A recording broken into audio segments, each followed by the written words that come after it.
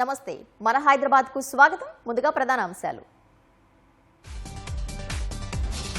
Cure పరిధి జనావాసాల్లోనే ఇందిరమ్మ ఇళ్లు నిరుపయోగంగా ఉన్న స్థలాలు గుర్తించాలన్న సీఎం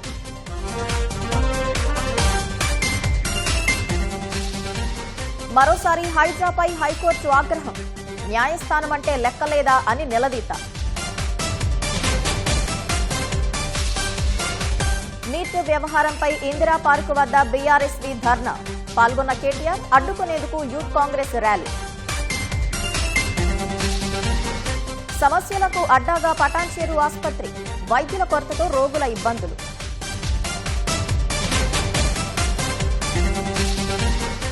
కుత్బుల్లాపూర్ ఫుట్ఓవర్ బ్రిడ్జ్ పై అసాంఘిక కార్యక్రమాలు వంతెనపై నిఘా పెంచి పర్యవేక్షించాలన్న పాదచారులు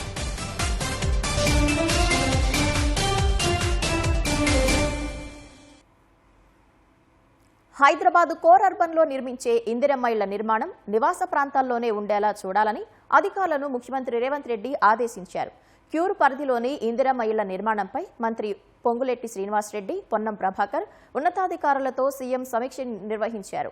ఓఆర్ఆర్ లోపల నిరుపయోగంగా ఉన్న వివిధ శాఖల స్థలాలను గుర్తించాలని అధికారులకు రేవంత్ రెడ్డి సూచించారు.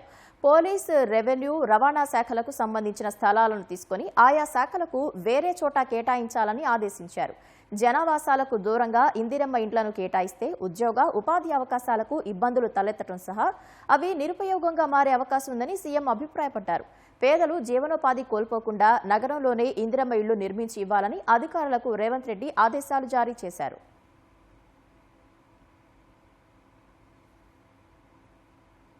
లోతుకుంట భూములకు ఆర్మీ రక్షణ కల్పించాలన్న ఉత్తర్వులను హైకోర్టు వెనక్కి తీసుకుంది.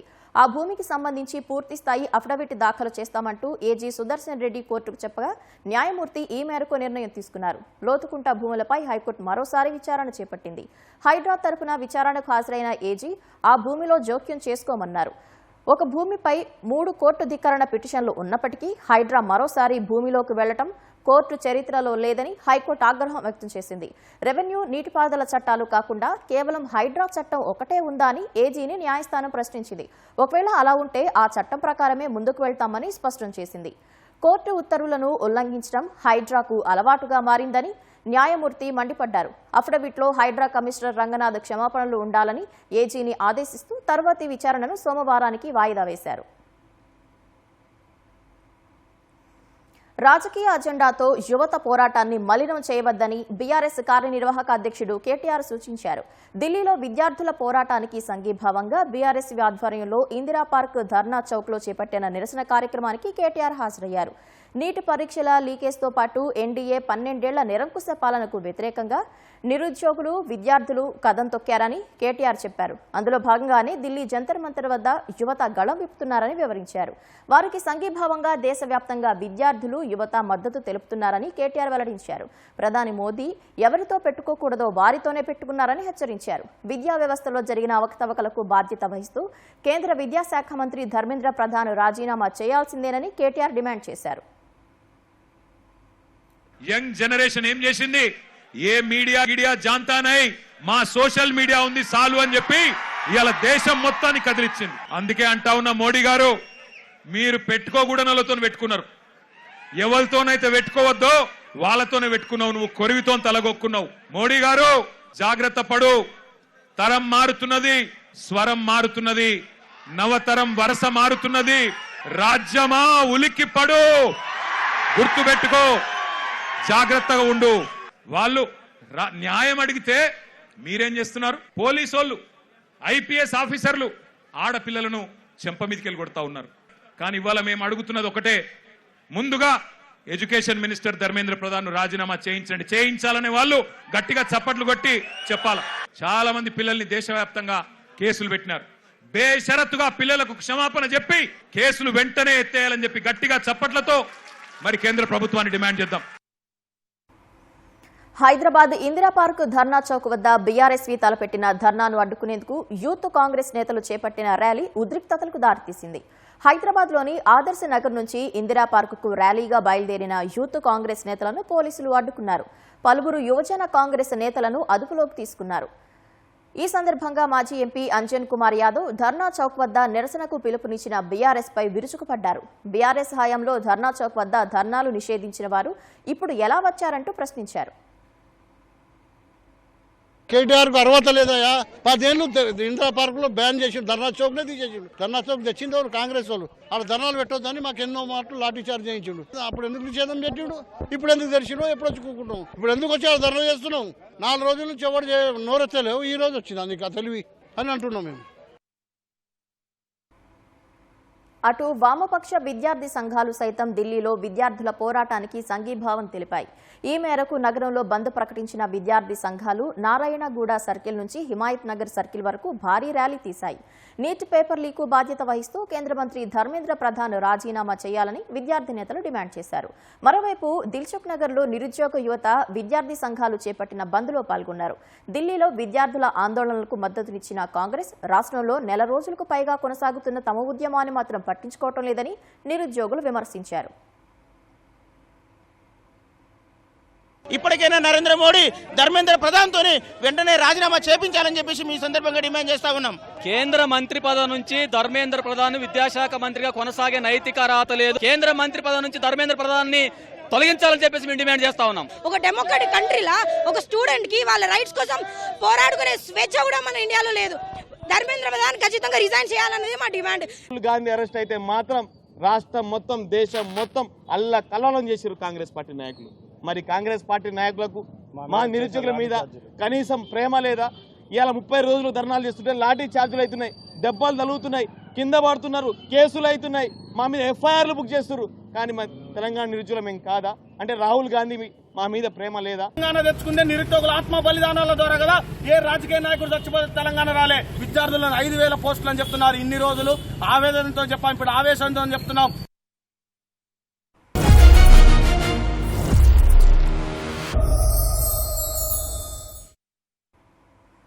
ఆ ఆసుపత్రికి నిత్యం వందలాది రోగులు వస్తుంటారు. కానీ ఏం లాభం? సరిపడా డాక్టర్లు లేక వైద్యం అందని ద్రాక్షగా మారింది. చికిత్స చేయండి మహాప్రభో అంటే పక్క ఆసుపత్రి వెళ్ళండి, అక్కడ బాగా చేస్తారు అనేలా ఉంటుంది అక్కడి వైద్యుల తీరు. మరి చికిత్స చేసిన రోగులకైనా సరిపడా మందులు ఇస్తారంటే అదీ లేదు. రాసిన ఔషధాల్లో సగం అందించి మమ అనిపిస్తారు. ఇదేమని అడిగితే ఇక్కడ ఇంతే ఉన్నాయనే సమాధానం వారిది. ఇలా చెప్పుకుంటే ఎన్నో సమస్యలకు నిలయంగా మారిన పటాన్చెరు ప్రభుత్వాసుపత్రిపై ఈటీవీ ఫోకస్. పేదోడికి ఏ రోగమొచ్చినా మొదట గుర్తొచ్చేది ప్రభుత్వ ఆసుపత్రి. అందుకే పటాన్చెరు ఆసుపత్రికి ఓపీ సేవలకే నిత్యం వందలాది రోగులు వస్తూ ఉంటారు. అందులో అనేక మంది ఆసుపత్రిలో పూర్తిస్థాయి సేవల కోసం అడ్మిట్ అవుతారు. కానీ వారికి చికిత్స చేసేందుకు సరిపడా వైద్యులు ఉన్నారా అంటే లేదనే సమాధానమే వస్తుంది.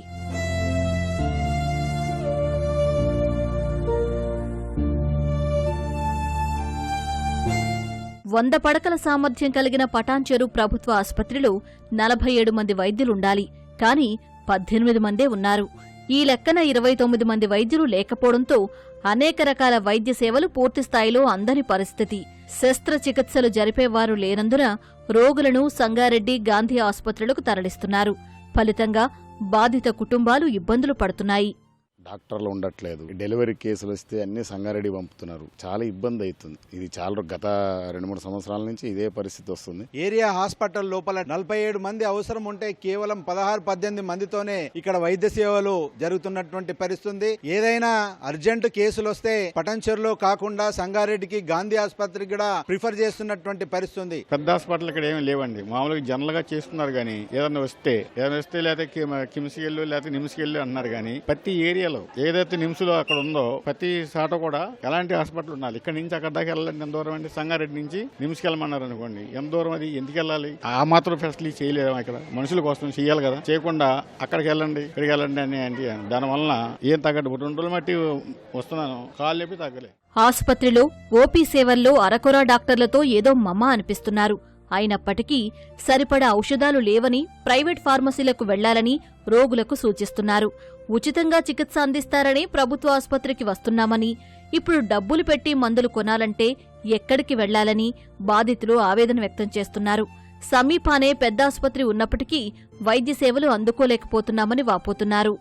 మా అబ్బాయికి ఫీవర్ ఉంది, 5 నెలల పిల్లగాడు. ఇక్కడ చూస్తారు కాబట్టి వచ్చినందుకు ఇంకో అన్ని మెడిసిన్స్ రాశారు. లోపల బయట వెళ్ళి తీసుకోండి అమ్మని చెప్పారు. అక్కడికి వెళ్తే ఒక్క మెడిసిన్ లేదు, మా దగ్గర లేదు, బయటకు వెళ్ళి తీసుకోండి అని చెప్తున్నారు. ప్రైవేట్ లో తీసుకోమన్నారు. ఇక్కడ ఫ్రీ చూస్తామనే కదా వస్తున్నాం మేము. మాకు అమౌంట్ లేక మేము ప్రైవేట్ హాస్పిటల్కి వెళ్ళలేక గవర్నమెంట్ కి వస్తే గవర్నమెంట్ లో ఒక మందు దొరికితే ఒక మందు దొరకట్లేవు మాకు. ఇప్పుడు మాకు ఛార్జీకి లేక అన్నా మీరు నమ్ముతారో నమ్మరు, మేము ఇంటి పక్కన వాళ్ళ దగ్గర నుండి అమౌంట్ వాడుకొని వచ్చినాం. ఎంత 60 రూపీస్లో మేము ఇప్పుడు అమీన్పూర్ వెళ్ళాలి. ఇంత నిర్లక్ష్యంగా పిల్లలకు హాస్పిటల్లో ట్రీట్మెంట్ చేసి మేము ఎక్కడికి వెళ్ళాలి? ఆసుపత్రిలో వైద్యుల కొరత ఉన్నప్పటికీ ఉన్నవారితో సాధ్యమైనంత వరకు సేవలు అందిస్తున్నట్లు సూపరింటెండెంట్ సుధారాణి చెబుతున్నారు. ప్రభుత్వం అవసరం మేరకు వైద్యులను కేటాయిస్తే ఇంకా మెరుగైన వైద్యం అందిస్తామని పేర్కొన్నారు.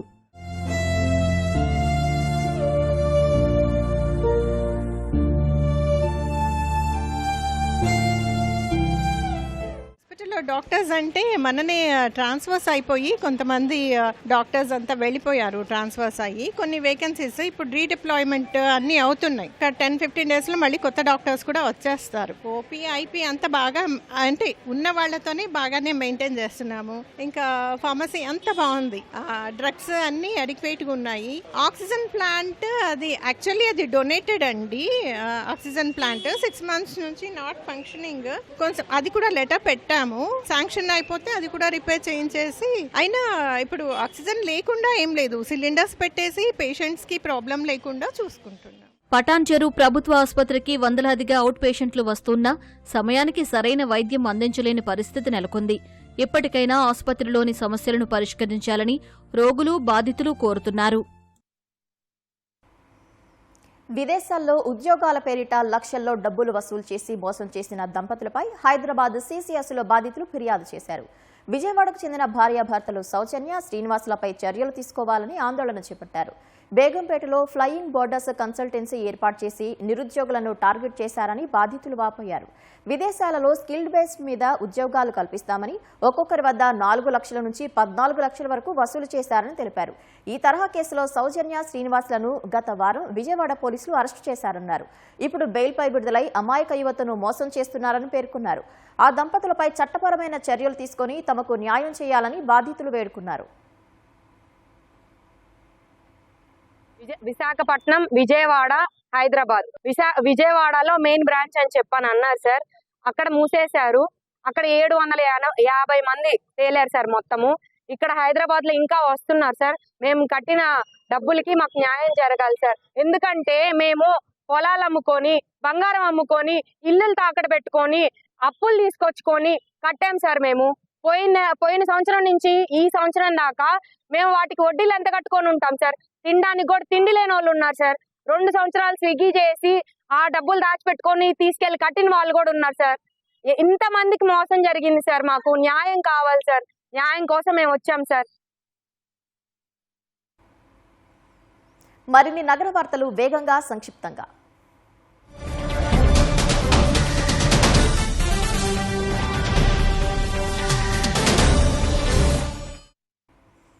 ఆషాఢం బోనాల ఉత్సవాల్లో భాగంగా సికింద్రాబాద్ ఉజ్జయిని మహంకాళి అమ్మవారు శాకంబరి దేవిగా భక్తులకు దర్శనమిచ్చారు. ఆలయాన్ని 500 కిలోల తాజా కూరగాయలు, ఆకుకూరలతో అలంకరించారు.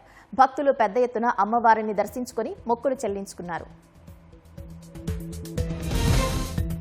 సకాలంలో వర్షాలు కురవాలని దేవాలయాల్లో వరుణ యాగాలు చేస్తున్నామని దేవాదాయ కమిషనర్ ఎం హనుమంతరావు తెలిపారు. శ్రీనగర్ కాలనీలోని శ్రీ వెంకటేశ్వర స్వామి దేవస్థానంలో జరిగిన వరుణ యాగంలో ఆయన పాల్గొన్నారు. ఎల్నినో ప్రభావం తొలగి సమృద్ధిగా వానలు కురవాలని ఆకాంక్షించారు. సేవరేజ్ ఓవర్ఫ్లో ఫిర్యాదులను 24 గంటల్లోగా క్లియర్ చేస్తున్నామని Serilingampally zone general manager Krishna తెలిపారు. అధికారులతో సమన్వయంతో నాలాలు, స్మార్ట్ వాటర్ డ్రైన్లు, డ్రైనేజ్ సమస్యలకు వెంటనే చర్యలు చేపడుతున్నామని తెలిపారు. ఏవైనా సమస్యలుంటే కంట్రోల్ రూమ్కు ఫిర్యాదు చేయాలని ప్రజలకు సూచించారు. హైదరాబాద్ శివారు రుద్రారంలోని గీతం యూనివర్సిటీలో చదువుతున్న విద్యార్థిని హాస్టల్ నుంచి అదృశ్యమైంది. హైదర్ నగర్ చెందిన ఆశ్రిత ఈ నెల 22న సాయంత్రం బయటికెళ్లి తిరిగి రాలేదని తెలుస్తోంది. చుట్టుపక్కల వెతికిన యువతి ఆచూకీ లభించలేదు. కుటుంబ సభ్యుల ఫిర్యాదుతో పోలీసులు కేసు నమోదు చేసి దర్యాప్తు చేపట్టారు. నిత్యం రద్దీగా ఉండే రోడ్లు, దానితో పాటు గంటల కొద్దీ నిలిచిపోయే వాహనాలు. రోడ్డు దాటడం అంటే కత్తి మీద సాము లాంటిదే. కాస్త అజాగ్రత్తగా ఉంటే చాలు రెప్పపాట్లో ప్రాణాలు కోల్పోయే పరిస్థితి. ఈ ప్రమాదాలకు చెక్ పెట్టేందుకే నగరంలో బల్దియా అధికారులు ఫుట్ ఓవర్ బ్రిడ్జిలు ఏర్పాటు చేశారు. కానీ నిర్వహణ లోపం, అధికారుల నిర్లక్ష్యంతో బ్రిడ్జిలపై అసాంఘిక కార్యక్రమాలు పెరిగిపోతున్నాయి. ఫలితంగా ప్రజలెవరూ వాటిని వినియోగించుకోవటం లేదు. ఈ బ్రిడ్జిలపై రాత్రులు వెళ్లాలంటే పాదచారులు భయపడుతున్నారు. రోడ్డు ప్రమాదాలను నివారించడం సహా ప్రజల భద్రత కోసం హైదరాబాద్లోని పలుచోట్ల ఫుట్ ఓవర్ బ్రిడ్జిలను బల్దియా అధికారులు ఏర్పాటు చేశారు. అయితే నిర్వహణ లోపం, అధికారుల నిర్లక్ష్యంతో ప్రజలెవరూ వాటిని వినియోగించుకోవడం లేదు. అక్కడ రోజురోజుకి అసాంఘిక కార్యకలాపాలు పెరిగిపోతున్నాయి. ఈ జాబితాలోకి కుత్బుల్లాపూర్లో నిర్మించిన వాకింగ్ వంతెన చేరిపోయింది.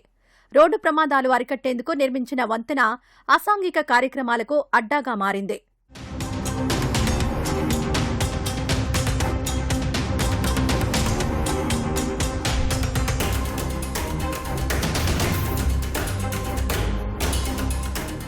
జీడిమెట్ల పారిశ్రామిక వాడలో పనిచేసే కార్మికులు రోడ్డు దాటేందుకు వీలుగా నిర్మించిన వంతెనపై నిర్వహణ లోపం వల్ల చెత్తాచెదారం పెరిగిపోయి అపరిశుభ్రంగా మారింది. సీసీటీవీ కెమెరాల నిఘా లేనందున బ్రిడ్జిపై మందుబాబులు, ఆకతాయిలు ఇష్టారీతిన వ్యవహరిస్తున్నారు. వంతెనపై మందు బాటిళ్లు, బీరు సీసాలు పారేస్తున్నారు. రాత్రుల్లో బ్రిడ్జిపై నుంచి వెళ్లాలంటేనే పాదచారులు భయాందోళనకు గురవుతున్నారు. ఆ మార్గంలో రోడ్డు దాటడం ప్రమాదకరమైనప్పటికీ రోడ్డు దాటుతూ యాక్సిడెంట్ల బారిన పడుతున్నారు.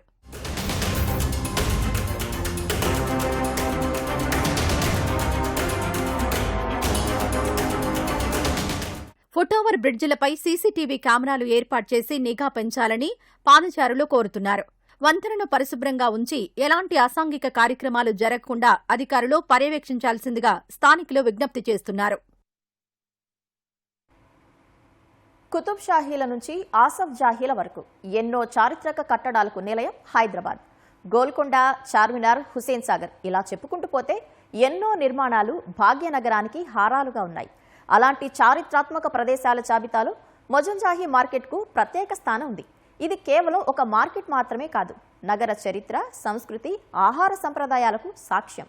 గజ్బిజ్గా సాగుతున్న ప్రస్తుత కాలంలో రాత్రి పగలు తేడా లేకుండా చిన్న పెద్ద అంతా అక్కడి వాతావరణాన్ని ఆస్వాదిస్తారు. చివరి నిజాం మీర్ ఉస్మాన్ అలీ ఖాన్ నిర్మించిన ఎంజే మార్కెట్ ప్రత్యేకతపై స్పెషల్ రిపోర్ట్.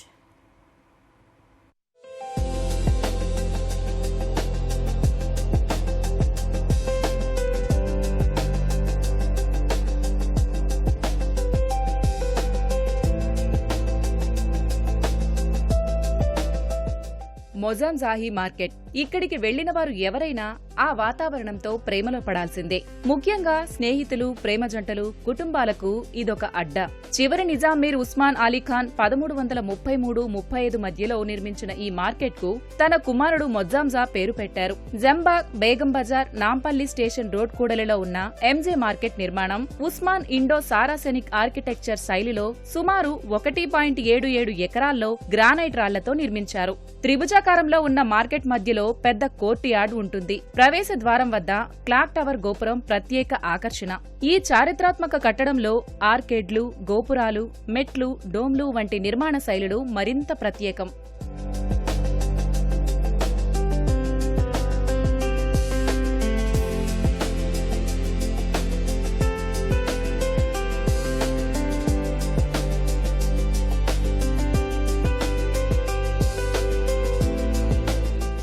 మొజాంజాహీ మార్కెట్ ను తొలుత పండ్ల మార్కెట్ గా ఏర్పాటు చేశారు. కాలక్రమంలో ఇది హైదరాబాద్ లోని ప్రధాన వ్యాపార కేంద్రంగా మారింది. పండ్లు, కూరగాయలు, మాంసం, డ్రై ఫ్రూట్స్, పాన్లు, సుగంధ ద్రవ్యాలు, మట్టి పాత్రలు, గృహోపకరణాలు, పూలు ఇలా చెప్పుకుంటూ పోతే చాలా దొరుకుతాయి. ఎంజే మార్కెట్ లో దాదాపు 120 వరకు షాప్స్ ఉన్నాయి. ఇక్కడ ఉన్న ఫేమస్ ఐస్ క్రీం షాప్ చాలా ప్రసిద్ధి చెందింది. ఇక్కడ ఐస్ క్రీం రుచి చూసేందుకు నగర ప్రజలు సహా పలు రాష్ట్రాలకు చెందిన వారు సైతం వస్తూ ఉంటారు. వాళ్లకు కావాల్సిన వస్తువులను కూడా కొనుగోలు చేస్తారు. చార్మినార్, సాలార్ జంగ్ మ్యూజియం మాదిరి మొజాంజాహీ మార్కెట్ కూడా మన సిటీ ల్యాండ్ మార్క్ గా ఉంది. మేము ఇక్కడ MBBS చదువుతున్నాం దగ్గరలో. ఎప్పుడైనా స్ట్రెస్ అయితే మేము ఇక్కడికి వస్తూ ఉంటాం. ఇక్కడ క్లాక్ టవర్ ఉంది and we have very famous ice cream. అంటే చాలా ఓల్డ్ ఐస్ క్రీమ్ పార్లర్. ఫ్రూట్స్తో ప్యూర్ ఫ్రూట్స్ తో చేస్తుంటారు. చాలా రిలాక్సింగ్ ఉంటది. And now since it's rainy season ఇంకా బాగుంటది. देखो इधर आज फर्स्ट टाइम आया हूँ मैं इधर एक्सपीरियंस करने, वो तो इधर का एक्सपीरियंस अभी तक का जो भी मैं किया हूँ एकदम फर्स्ट क्लास है. फ्रेंड्स के साथ आया हूँ घूमने के लिए मैं, तो इधर का हिस्टोरिकल प्लेस है, फूड भी इधर अच्छा मिलता है, तो कुछ भी ऐसा खाना क्वालिटी भी सब अच्छा है खाने का. वो तो अभी तक का जो भी एक्सपीरियंस है मेरा फर्स्ट क्लास है. अच्छे से मजा आ रहा है मेरे को इधर. दोस्तों के साथ आते हैं, मस्त एंजॉय करके जाते हैं. अच्छा सेफ प्लेस है, कोई भी लेके आ सकते हैं घर वालों को. फैमिली के साथ आइसक्रीम फेमस है, रेट भी अच्छे ही है, खाने में भी अच्छा है. Thank you. ఎంజే మార్కెట్ భవనం కాలక్రమంలో దెబ్బతిన్నది. ప్రభుత్వం municipal administration and urban development నిధులతో పునరుద్ధరణ పనులు చేపట్టింది. ఈ వారసత్వ ప్రాజెక్టులో భాగంగా మొత్తం పైకప్పు మరమ్మతులను చేస్తోంది. క్లాక్ టవర్ గోపురాన్ని పునరుద్ధరించడం, దాని అసలైన గ్రానైట్ ముఖభాగానికి పునరుజ్జీవం కల్పించడానికి ఆక్రమణలను తొలగించింది. ఈ త్రిభుజాకార వారసత్వ కట్టడం పైకప్పులను పొరలు పొరలుగా పూర్తిగా మార్చారు. కొత్త భూగర్భ వర్షపు నీటి పారుదల వ్యవస్థను ఏర్పాటు చేసి లైటింగ్ ను సైతం పునరుద్ధరించబడ్డాయి.